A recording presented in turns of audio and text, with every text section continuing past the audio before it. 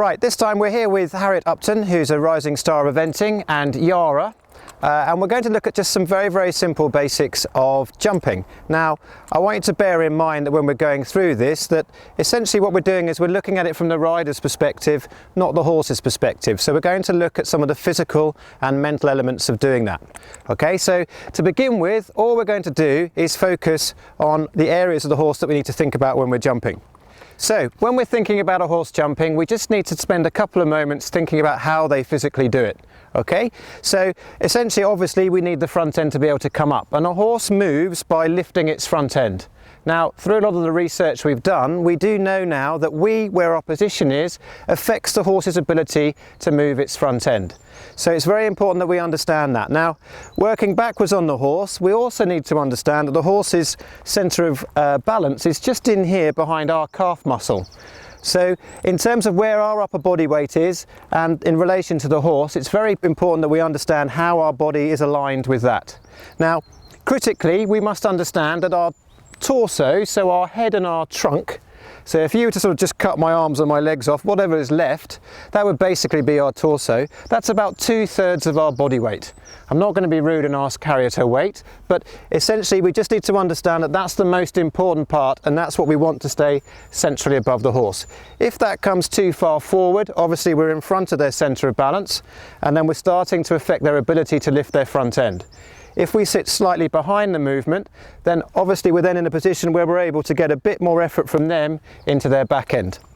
Now, one of the things that we've found from top show jumpers is that basically their movement with their upper body when the horse jumps is different to everyday riders. Now, there's something going on here with our brains that's quite important. Our brain is basically designed to protect us, and when a horse leaves the ground, your brain knows that that's a potentially difficult situation. And so when we're thinking about jumping, we ideally would like to move with or just slightly behind the horse's movement. But often when we video people from the side, we can actually see that what they do is they move slightly before the horse's movement as the horse comes up. Now, this is just a very simple thing we need to understand. What your brain does is it looks at what's going to happen and then it alters perception. It actually lies to you and tells you that you're doing something at the right time when you're not. And when we show people the video of them jumping side on, they tend to see that actually no, they're moving a little bit ahead. Now, our elite riders, they're slightly different. They're very conscious of this and they're slightly further back, and their reaction time is slightly slower on that. Whenever we're talking about jumping, one of the things that I find that is most important is the foundation skills of what we're doing. And what I mean really is in terms of the canter. Now, again, I'm not necessarily talking about the canter from the animal's point of view, but I'm talking about the canter from the rider's point of view. When you see elite level riders working, they're very familiar with what those canters are, and they actually have gears of canter which allow them to change the speed of the horse for what they want and the obstacle that they're about to tackle. But what I find in a wide range of riders is that actually that skill of the canter is missing. And we mustn't be afraid to look at the foundations of this and get this right.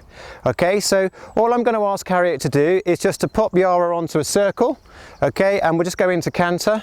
And all I want you to do then is just see if you can find your gears of canter. Okay, off you go when you're ready. So the first thing that we're just going to look at is that movement of the upper body, remembering that it's above the horse's centre of balance, so the torso, the head and the torso. So all I'm going to ask Harriet to do is just to bring her shoulders back a bit and bring her head up, okay, and see if it makes any difference in Yara. So as we come around there now, Harriet, can you feel any difference in Yara when you do that? Yeah, I feel that Yara lightens her front end. Okay, so you can feel the horse just get a little bit lighter there. And that's really important, because that's how simple it is. Even when we're riding, our brain likes us to be just in here slightly because it's able to control what's going on. We're not designed to fall backwards.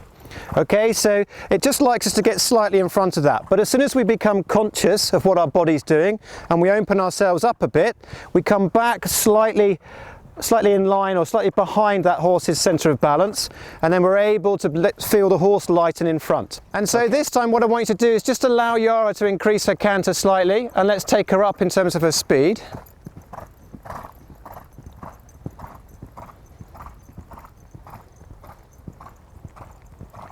Okay, and then we're going to work on something which is really simple in terms of controlling the horse's canter.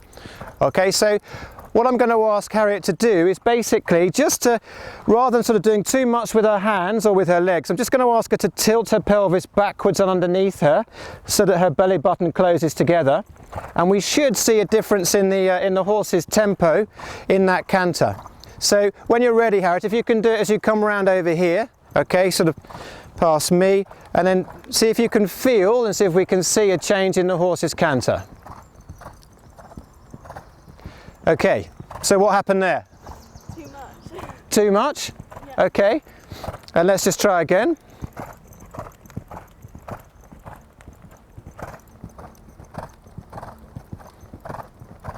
Okay, how does that feel? Yeah, that's it slower. And so, just describe to us what you're doing with your body. Well, I've sat up more, and I've like tilted my pelvis up and forward a bit more, so I'm able to control the canter. Okay, and can you feel any change in the horse's front end when you do that as well? Yep, she came up on the front end a lot more. Okay, good. Right. So realistically speaking, it's really important that we know where our canter is at, what speed we're travelling at, and we're able to manage it very effectively without doing too much to pull the horse around with our hands, especially when we're approaching a fence.